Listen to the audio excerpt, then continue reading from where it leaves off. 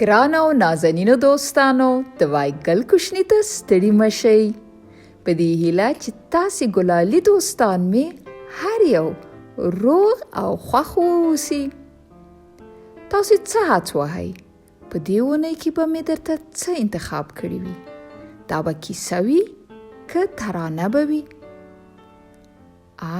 آفرین، تاسې ډېر هوښیار یاست. تاسو سم هڅ وهلی دی.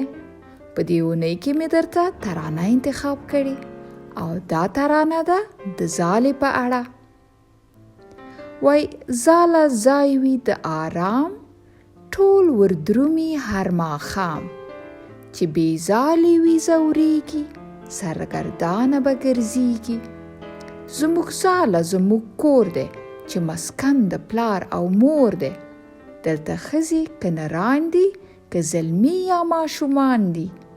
هره ورځ کوي کارونه، مور یې راکړه کتابونه. هرګهیز ځمه ښوونځي ته، ځیر یم خپل درس او خپل ټولګي ته. زده کوم د سبق توري، د اسمان ځلانده ستوري.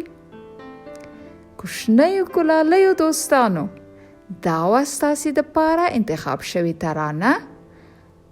زه به ډېره خوشحاله شم که چیرې تاسې خپل ښوونځی راوپېژنئ، د خپل ښوونځي په اړه راته ولیکئ.